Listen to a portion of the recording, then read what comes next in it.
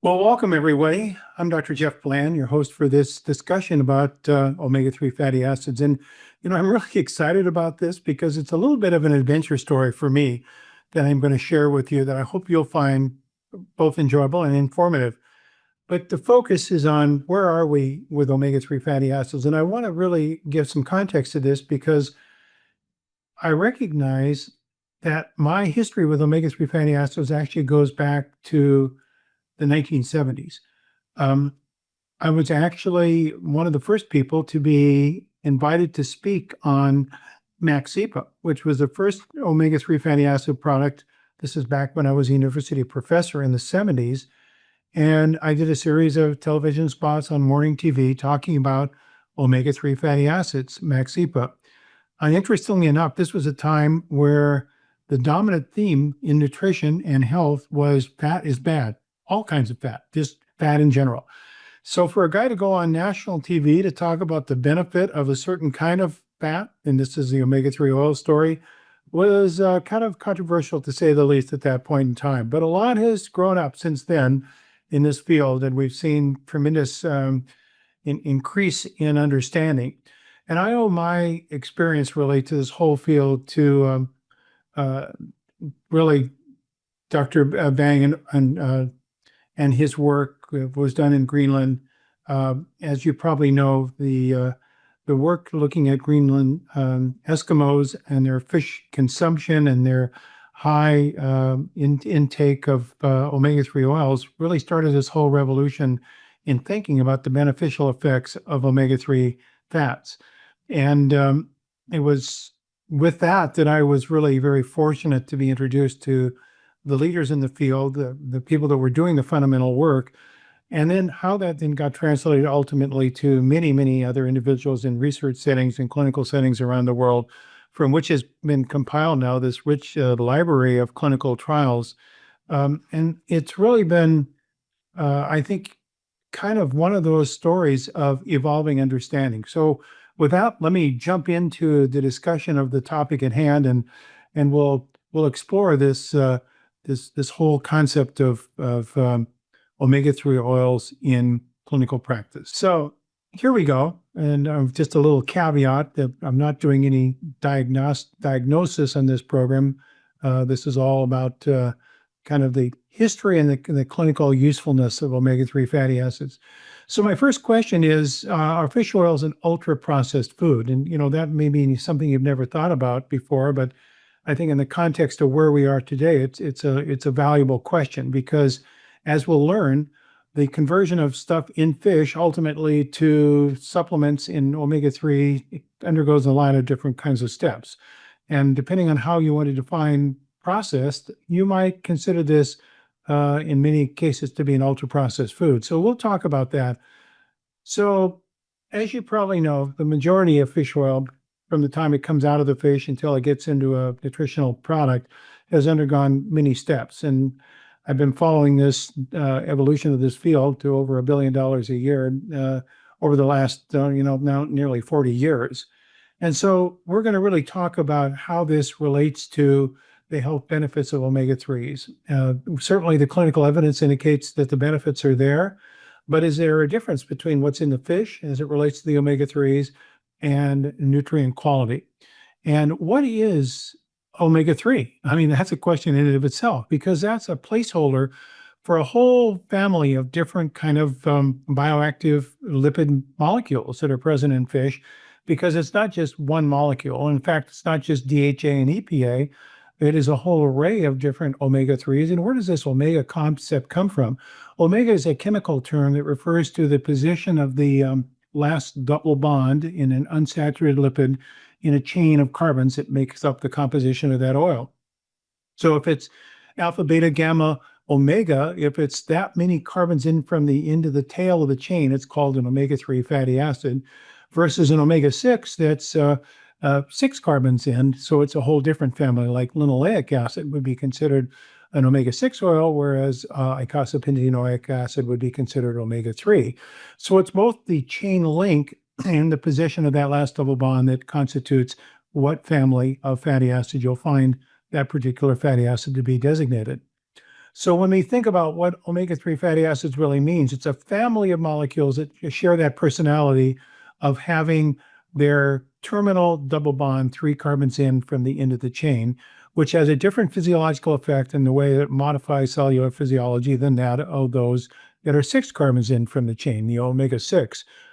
So, what are the health benefits that have been associated with the omega-3 fatty acid? You know, the list is quite large of the benefits from omega-3 fatty acid consumption: heart health and cardio protection, joint pain and stiffness relief, brain and cognitive support, a major rising category for omega-3s, mood issues, eye health support, reduced markers of inflammation, and balanced immune responses have all been identified through different studies as being value propositions for omega-3 fatty acids.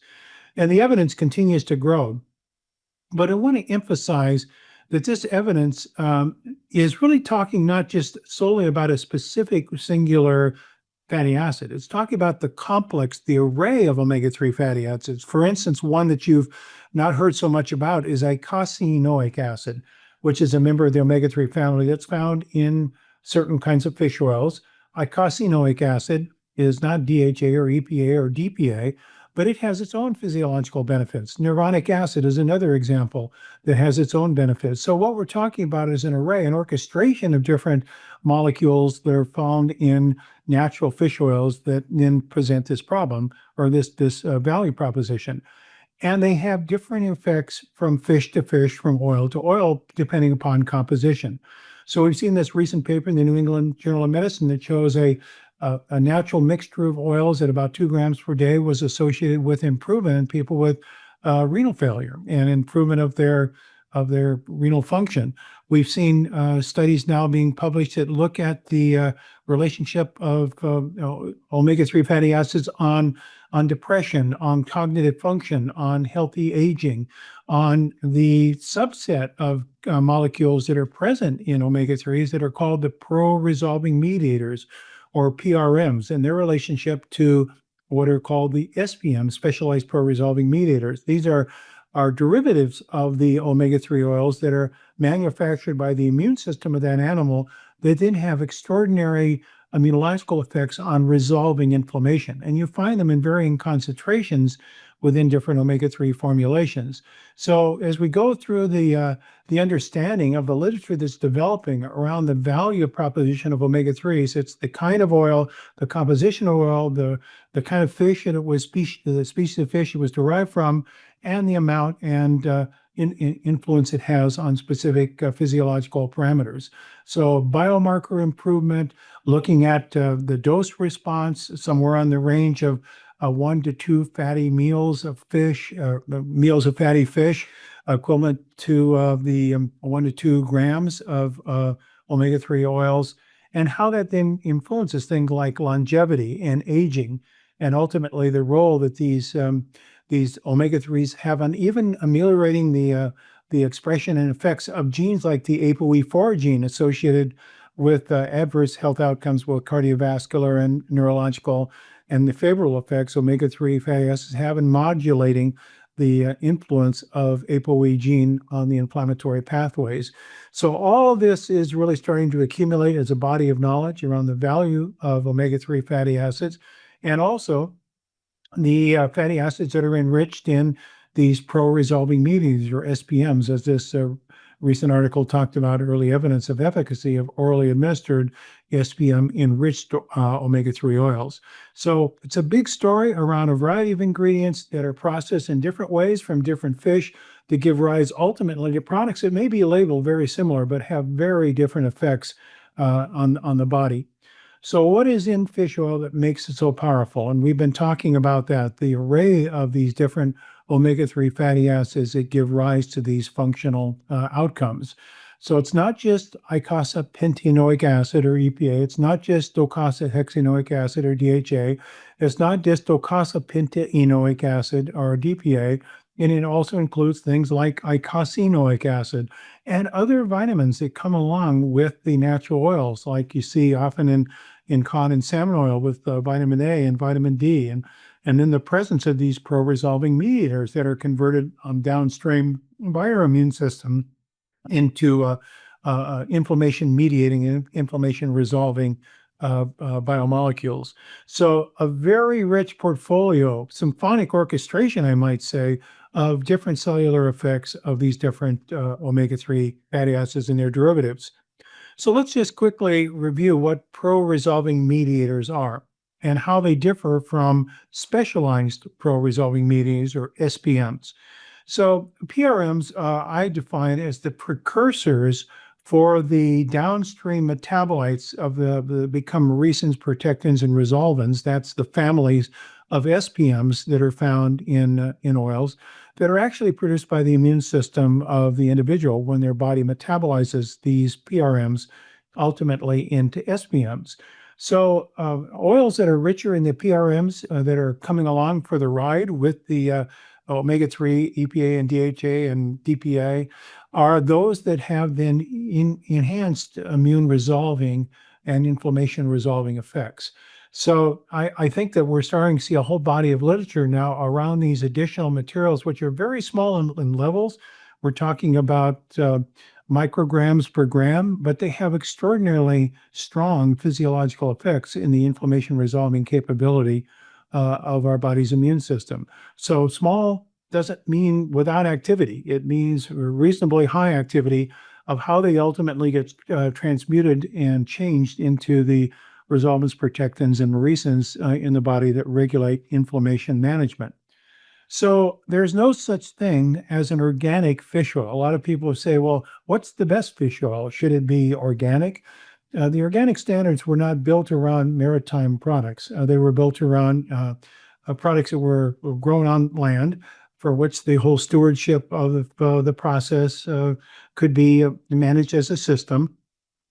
But in the sea, you've got, particularly in wild-caught animals, you've got a whole different thing in the food chain and how the fish exist out in nature and how they eat and what they eat and how that ultimately gives rise to the production of these oils that are found in their bodies. And so you don't really have an organic standard that has been established for fish oil, but there are other standards that do relate to the quality and assurance of the process that produces them. And those are now really related to understanding the entire habitat from which the fish was ultimately raised and lived, and how that got converted into the oil composition within the fish. The standards for fish are not as simple as organic or non-organic, rather the entire marine ecosystem that then relates to the composition of the oils from which we call them omega-3. And so the marine food chain is really kind of the determinant of ultimately what type of oils will be in the marine animals. What are the phytoplankton, the microalgae that are eaten by the zooplankton, and what are the macroalgae that are in the environment? What are the small forage fish that are eating the phytoplankton, zooplankton, and macroalgae that then ultimately relate into the food of the large zooplankton, which then produce finally the adult fish, which bioconcentrates all those things that these other members of the food chain are delivering. And it's important to note that fish do not actually make these omega-3 fatty acids. They're produced by the phytoplankton that gets concentrated up through the food chain. So the environment in which these products are developed in the wild or in culture, and I want to emphasize a lot of fish oils can be manufactured now from cultured fish that are grown in habitats, fed things that are not the same things that they would be fed in the wild as wild fish, and that will influence then the composition of the oils, both in amount, but also more importantly in the different levels of these bioactive ingredients that we're talking about. So one needs to be very cognizant of the source of these oils as they reflect then the composition of the materials that are found in the final supplement. So the oceans, as you also know, are not completely pristine and pure. We've talked about the concerns of microplastics and heavy metal like mercury, arsenic, lead, cadmium. We talk about polyphenol chlorinated biphenyls, PCBs, dioxins. All of these then have small levels of contamination depending on where you are in the oceans in the world. Some places being much more unfortunately contaminated than others. We've recognized that certain places where there's been a lot of overfishing and a lot of industrialization, that you get a much higher level of these persistent organic pollutants and heavy metal toxicants that get concentrated into the fish and appear in the oil. So again, the purity of the system in which they are delivered and raised is very, very important, and we can't just assume that because it is omega-3, that it will have the exact same composition, neither for the fatty acids themselves or the trace contaminants. Now, what that really means to meet certain standards, such as Prop 65 in the state of California, is that if there are these contaminants that are particularly heavy metals like lead above a certain threshold, or dioxins or PCBs, that they need to be removed. And removal of them requires extensive additional processing. So now we're chemically modifying the oils to get rid of these trace contaminants to make them Prop 65 compliant so they can be sold as supplements. No longer do we have an unadulterated oil. Now we're moving to an ultra-processed oil that has undergone similar types of processing that seed oils are undergoing. And so if we're going to point our finger at certain seed oils, then we need to certainly point our finger at certain omega-3 supplements that have undergone similar types of processing to remove contaminants, but also to adulterate and change the composition of the oil. So I hope I'm not making this overly complex for you, but you start to understand that if we're intelligently using the body of literature about the positive physiological effects of omega-3 fats, there are many things that we want to be considering as it relates to the success and the purity and integrity of the supplements that will be used. So let's look at cod as an example. So there are many different species of cod, but two principal species. One is called the North Atlantic cod, and the other is called the Pacific cod. They're very similar, but not identical, and they have different food sources. And so their fatty acid composition varies slightly, one from the other, both in composition and in abundance. And we also know that the fatty acids in cod get accumulated and concentrated in the liver. So you've heard about the historical use of cod liver oil. And we know they're rich in omega-3 fatty acids, but they're also rich in vitamin D and vitamin A, as well as other potential bioactive ingredients. So the cod has been a very, very interesting historical therapeutic food, actually, for delivering omega-3 fatty acids. And maybe cod liver oil, the concentrate of the liver of the cod, would be considered one of the first dietary supplements used way back when, actually going all the way back to Egyptian times, but probably more commonly for most of us in Norwegian history, going back into the 17th, 18th century when it was starting to be used, because it had this ability to prevent one of the most serious illnesses that children were suffering from, bone structural defects that we call rickets today, vitamin D deficiency. It also has a lot of vitamin A in it, which is very important for the immune system of children. So people started administering this cod liver oil by empirical understanding of the value of the cod liver way back when, as maybe one of the first concentrates in food supplements. Now, it's interesting to note, having had quite a bit of experience myself with the cod livers over the last 10 years, I guess, that if you take the cod liver and you take it out of the animal and you put it into a reservoir, eventually that cod liver will degrade. And as it degrades, as a consequence of the enzymes that are present in the liver and their degrading capability, you'll see floating to the surface is this lipid material, which is cod liver oil. And this is the way cod liver oil historically was rendered in countries before we had more extensive manufacturing techniques. They basically allowed the cod livers to kind of undergo their natural degradation. The oil would rise to the surface, they would scoop it out, and that would be the supplement. And some of you are familiar with the gag response that a lot of people have associated with cod liver oil because of that characteristic. Because obviously, in the process of that exposure and degradation, it undergoes some injury. And that injury has to do with oxidation of the unsaturated oil, which is very oxidative sensitive, and the production of secondary byproducts that are seen in a chemical analysis called TOTOX. total toxicity can be measured in these oils. It's a measure of anisodine and lipid peroxide levels in the oil, which are a measurement of degradation. So in really pure cod liver oil, if you take it right out of the liver, like if you ate liver from a recently live fish, you would find the totox levels were extraordinarily low.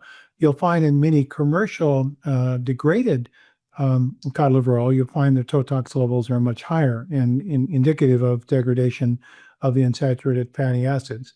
Now, what most commercial cod liver oil manufacturers will do in order to get their totox levels low is they'll, again, undergo very extensive chemical processing and microdistillation at high temperature to remove these putrefaction or these byproduct levels.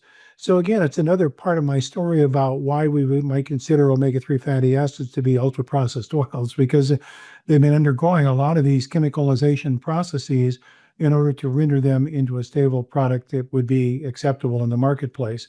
But obviously, that's an adulterated material. That's not the same as eating the fish liver itself or the oil directly out of a fish meal.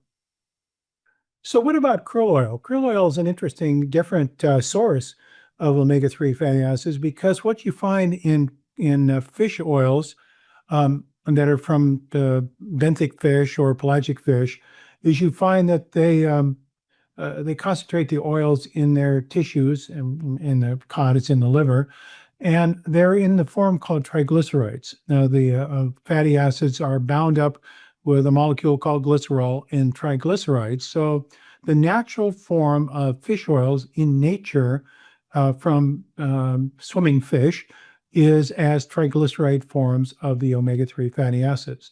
In the form of krill, the fatty acids are bound up in phospholipids, not in triglyceride form, but in a phospholipid form. So it's a different delivery system.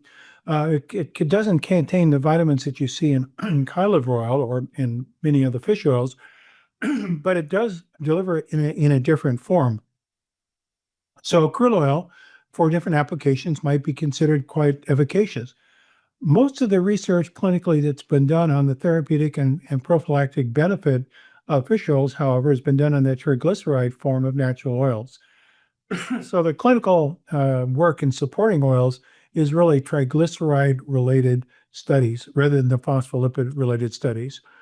So what about the pharmaceutical grade oils? Those where they've been significantly concentrated into very high levels of EPA for diagnostic treatment of conditions. This happens in things like patients that have been diagnosed as having hypertriglyceridemia, very high levels of blood triglycerides. And the drug that has been approved for their use, one of them, is the concentrated fish oil icosapentaneal form of EPA, which is heavily processed, and it's not the natural triglyceride form, it's the ethyl ester form. And the reason that the triglyceride form has been converted into the ethyl ester form is that if you want to concentrate these oils into pharmaceutical grade, you have to process it in such a way through distillation and so forth that ultimately is more beneficially made capable through conversion of the natural form into this unnatural ethyl ester form. So you see the therapeutic use of EPA to be really designed for people with specific medically diagnosed conditions. So it's the right product for the right person under the right reason that we think is very, very important. So I want to differentiate a therapeutic use of an unnatural form of EPA and DHA, which is the ethyl ester form, which have been formed to concentrate these fatty acids from that of the natural form that you find in fish and unprocessed oil. Now, with regard to that, and we talked about cod liver oil as the first dietary supplement, this is a traditional use that goes way back to even the early 1700s, was medically adopted in the 17 to 1800s, but it was not really until the start of the 20th century that we had a mechanism of action when vitamin D was discovered, and ultimately led to this anti-rickettic factor that's found in these oils. And so we now start to understand the cellular biology at a much deeper level of the immune active influences of these constituents that ride along with the omega-3 fatty acids in cod liver oil. So I think we would have to say this is one of the earliest modern supplements available commercially. And it, again, can be processed and produced by different mechanisms, all the way from the fermentation of the cod liver oil and scooping oil off the top to a process that's more refined, to the complete chemicalization of that by all sorts of processes that ultimately end up with a flavorless, tasteless, odorless product that is not natural at all to that of ethyl ester forms. So what alters the nutrient integrity of fish oil then, given all the things that I've been discussing? Well, first of all, origin. Where did the fish come from, from which the oil was derived? Was it a wild fish or was it a farm fish? Farm fish has, as you know, a very different way that it's eaten and how it fits into its ecology than a wild-caught fish. And so its fatty acid composition reflects the difference in its background. Second is the fishing method. So there are different ways of catching fish that you're going to extract oil from. One, which is probably the principal way, is a net caught using seining or net fishing, catching huge volumes of fish in nets. This is particularly for the major source of fish used for omega-3, which is anchovies and sardines that are caught off the coast of South America often. And those are then, the anchoveta are really used for fish protein concentrate. That's the central economic value, with the byproduct being the omega-3 oil that are extracted out during this process and ultimately highly refined into what we would consider omega-3 fish oil preparations. So the fishing method, if it's caught on a line and hook, that's a whole different process that can lead to a different ultimate outcome as it pertains to the composition of the fish. And then even that can be different. So you can have line-caught fish that go into the hold of the boat that's out fishing with shave ice. Maybe it will be a week or more in the hold of the ship before that eventually gets back to the processing plant, where that fish is taken out of and ultimately converted into the final product, of which the oil becomes a byproduct of the actual process of the fish fillet itself. So in that case, you caught the fish with a line and hook, but its process ultimately into an omega-3 formulation may be altered by the time it takes to get it to its final product. It requires extensive kind of processing in order to make it into a pure, stable product. An alternative, obviously, is to catch in a line and hook, bring it into the boat, and to immediately have that fish rendered into a product that can be flash frozen at minus 5 to 10 degrees centigrade before it loses any of its biological activity and undergoes any kind of oxidation or injury. There are only a few specialized types of boats that can do this. They're not very common. This produces a more expensive product, obviously, because you're now freezing on board, expensive kind of technology. But it produces a kind of raw material from which oil can be extracted. It's going to be a much kind of more pure and not as subject to oxidation or injury as is the kind of fish that are kept in the hold of a boat for some period of time before it ends up in a processing plant. So what do we know about fish processing to produce the oil? That's a whole nother interesting story unto itself. The typical steps to produce a commercial omega-3 product requires the following: cooking or pressing to extract the oil out of the tissue that you're using. It could be any part of the fish that has a reasonable oil concentration. Then degumming and neutralization of that material, that crude material. And then bleaching, because it's got a lot of color or degradation products by that time, and you want to get it to be a cleaner product, so you bleach it. But bleaching oxidizes some of the fatty acids, so that means it's going to require taking those out of there, because those byproducts are now produced by the bleaching process. Then you deodorize. That's another chemicalization step that involves temperatures of 180 to 220 degrees centigrade to deodorize. Then molecular distillation. Now you've got to get rid of any of the contaminants that you just produced or were in the original fish using vacuum plus heat to separate the components. So that's your omega-3 fatty acids that are generally produced as supplements that goes through all of these processes. So there's a lot that can happen during that process. It can lose the natural vitamins, obviously.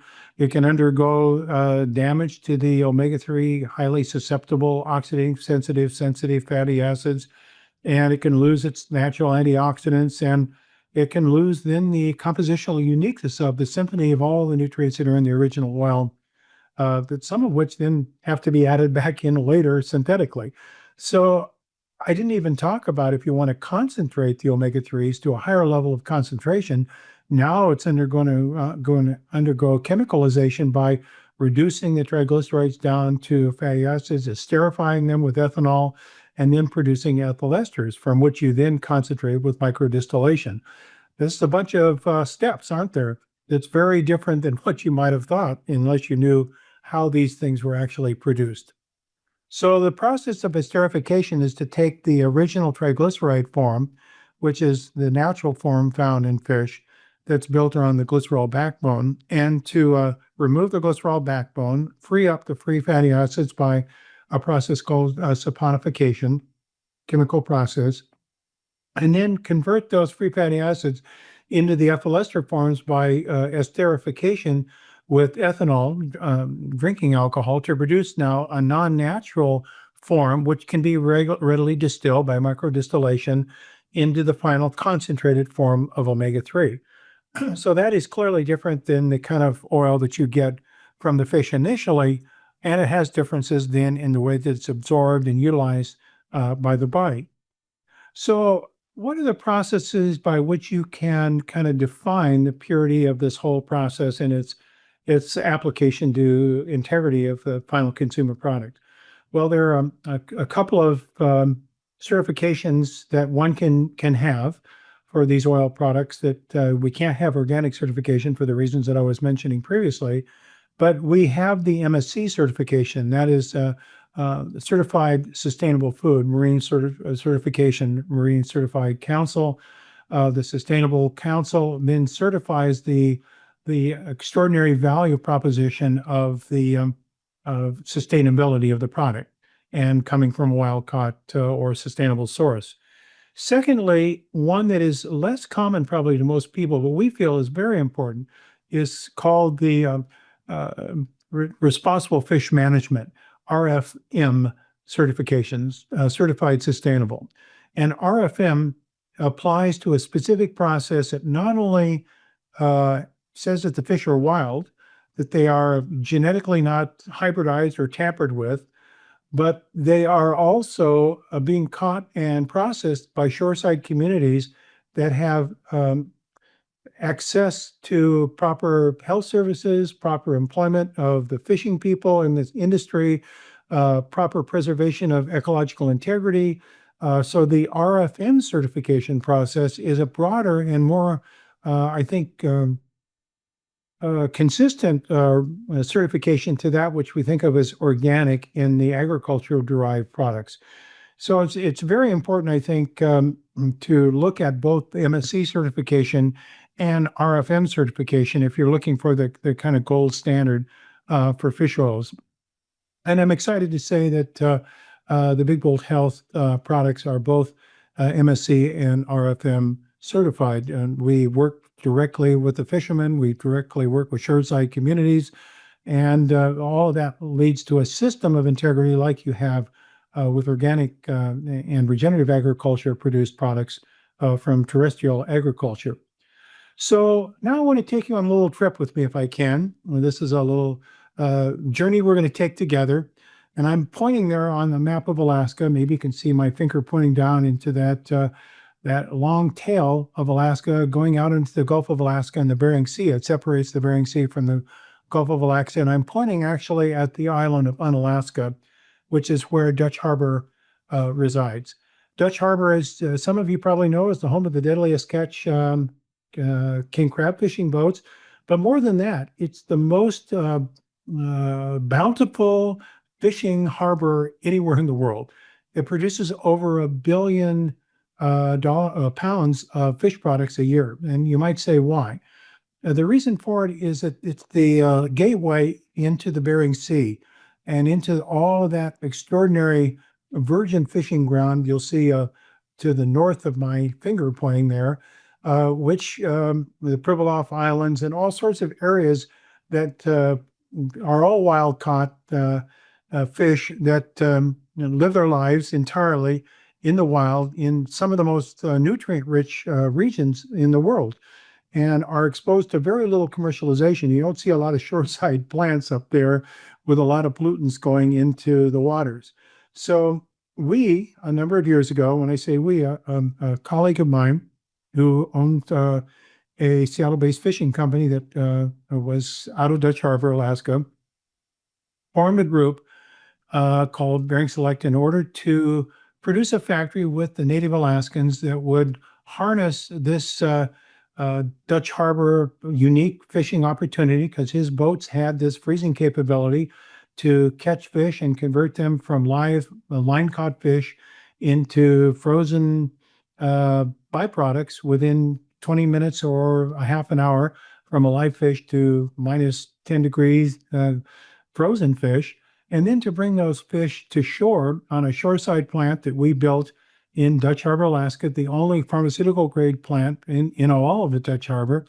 And that then was able to take this frozen material and under very mild conditions, under a technology that we developed over the last 8 years, convert it into these oil products by maintaining the preservation of all the ingredients without undergoing all these chemicalization steps that I was mentioning previously. So this was a big lift for us, a technology that required a lot of change in the way that fishermen fished and the way we processed their fish products and how it was ultimately brought into our plant and the technology in the plant. So that became the start of the Big Bull Health omega-3 fatty acid fish oil odyssey. And I'd like to share with you a little bit about the Dutch Harbor experience. I was just there with my son Kelly Bland and doing a visit of what goes on there, and I think you'll find it interesting. So here we are down here at the early morning with one of our fishing boats coming in after 28 days off fishing. So here we go. Well, this is pretty dramatic. We're here watching one of our boats come in to dock. Just been out catching our cod. This is the Mariner Frontier. It's really obviously still early, but really excited to see the boat come in with their cod livers. Guys have been out fishing here for the last week or so, and weather's pretty good this morning. It did be 15 degrees, but certainly fun. We're going to be doing a little bit of work here around the boat and introducing ourselves to the crew. Now at the dock, and we're now ready to start taking the things off of the boat. So now it's light. We're back now, and you can see it's light. And the reason it's light is that the ship is now being unloaded with the frozen goodies that they were able to catch over the last, actually it's 28 days. The boat was out for 28 days to do its job. So now we're here and watching it being unloaded as they go in the hold, and eventually it's going to be taken into this facility, which I'm heading over here really quickly, which is where the final product is unloaded. So here are our frozen cod liver oil packages. So we're pretty excited to see them actually coming off the ship, and this will be taken over as frozen to our manufacturing plant. So you can see right down here the notion of livers on the package. So yeah, pretty exciting to watch this whole process occurring and knowing that these frozen blocks are now heading over for cold weather, cold temperature processing on our facility. So here we are. We got the Frontier This is our boat that we were just on, Frontier Mariner, and the crew taking them off and calling it a good day's work, right? A good month's work, actually, 28 days. So it's pretty exciting to see this whole process from the start to the finish and into the plant. So, yep, big bold health. And this is what happens when it gets to the plant. And here we have our fellow workers at the Big Bold Health facility. And I'm pretty excited because we're actually seeing the results of those oils coming out of our unique processing plant. Let's go there. Get a little of this right out of that. I've got to show you this. This is amazing. Can you see this? Colors?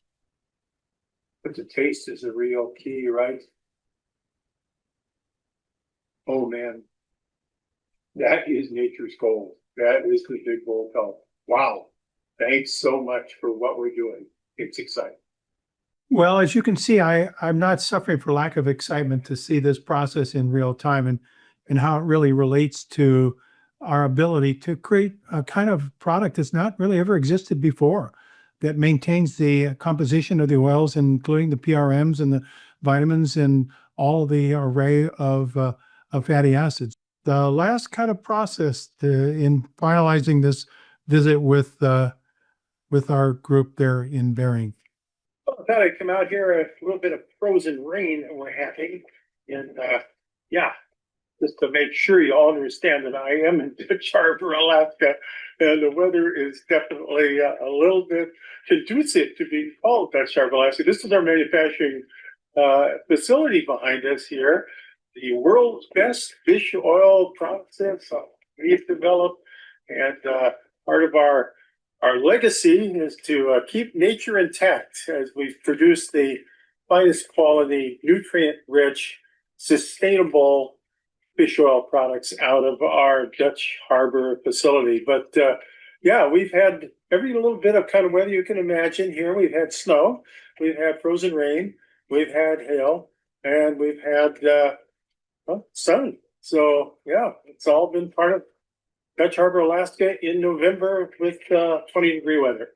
But the fish like it, and so do we. Yeah, it's really part of the wonders of being up here. You could tell from my tone of voice that there's just something wild about watching this whole concept develop, and starting with bare land a number of years ago, and now basically producing a product that is the only type in the world out of this whole Big Bold Health. What was originally considered to be maybe a process that was never going to happen, but now we've overcome many, many obstacles and barriers and are producing really what I consider the finest quality omega-3 products in the world. So there are some takeaways, hopefully, from this long-winded discussion about omega-3s. So among cultures known for longevity around the world, fatty fish are a staple food, and this omega-3 story that we're now emerging really goes back to the culture of eating. And you might say, well, what about vegetarians? Well, vegetarians that didn't have the benefit of the sea, they could eat these linolenic acid-rich vegetables, the cold weather vegetables that do have the precursors to the EPA, DHA. And so there was, even in vegetarian diets, some omega-3 intake. It was just not the preformed forms of these bioactive omegas that we're talking about in animals. Omega-3 fish oil products are, when they're produced cleanly and without adulteration, are as close to eating real fish as you can get. And many of the studies that have demonstrated the value of omega-3s have really come out of people eating fish. So you want to keep as close to the fish as you can be when you have these omega-3s that you're adding to your diet as a supplemental form of immune active ingredients. And we know from Dutch Harbor that this is one of the places in the world, I can tell you without any qualification, this is a frontier. This is the last frontier out there in the Aleutians. You don't see a lot of industrialization or urbanization. In fact, you see none. And when you travel around, as we did, to some of the outer islands in the Aleutian chain, It is nature's wonder world. I mean, it is volcanic islands coming out of the ocean, the Pacific, that are unadulterated, and the animals that live there and the fish that live in the sea are extraordinarily, from an ecological perspective, unique in their history and composition. So we don't have to do anything to the oil to keep it stable and to maintain the ingredients or to adulterate it by adding vitamins back. It all is preserved through this process. And in order to make sure that we maintain these high quality standards, this requires extensive testing. So I think we probably do more testing from both the heavy metals and the persistent organic pollutants and the omega-3 fatty acids and the vitamins and the PRMs. All of those are routinely tested in each batch that we produce out of the plant. So we become a chemical geek, an analytical laboratory experience as well, through just having this rich array of data on the reproducibility of the quality and quality assurance from the oil. It's interesting to note that when you're talking about cod liver, that the oil quantity can vary quite significantly throughout the season. And we have, different fishing seasons. It's all unquoted sustainable, so it's not fish as much as you want whenever you want. And the fish oil, it turns out, has different composition slightly. But we always maintain a certain level of integrity relative to the standards that these products are being produced at. And we also recognize that the oil quantity can change, like in the reproduction cycle of the fish, it goes up versus down and away from reproduction cycle. But all of that is monitored and measured and part of our process maintained within our plant there in Dutch Harbor, Alaska, which is, by the way, a one-off. I don't believe anyone else probably is going to do this, because you have to have a relationship with the native Alaskan land trust groups in order to have property available to build the plant. And then you have to engineer the plant to be pharmaceutical grade. And then you have to have a stewardship through the whole process to maintain quality assurance. So I think that we've moved down the pike here over the last 8 years to produce something that is quite unique in its composition. So I want to thank you for your attention and indulgence and a lot of words here. I hope I've given you some deeper understanding of what the omega-3 category of products is all about, but also maybe a little bit of an adventure story as to why the Bering Sea and the Gulf of Alaska and the way of maintaining husbandry of the fish is an ecological stewardship process, as well as production of a final ingredient process. Maintaining the diversity of nature, maintaining the wisdom of nature, we think is a very important part of the Big Bold Health commitment to the orchestration of immune function. And we thank you for an opportunity to share with you kind of a passion that we have. Obviously, this is more than a job. This is a labor of love that we've all enjoyed. And I so appreciate the people that work full time in Dutch Harbor, Alaska for us and do this job, from the fishermen and their families to the people that work in our plant.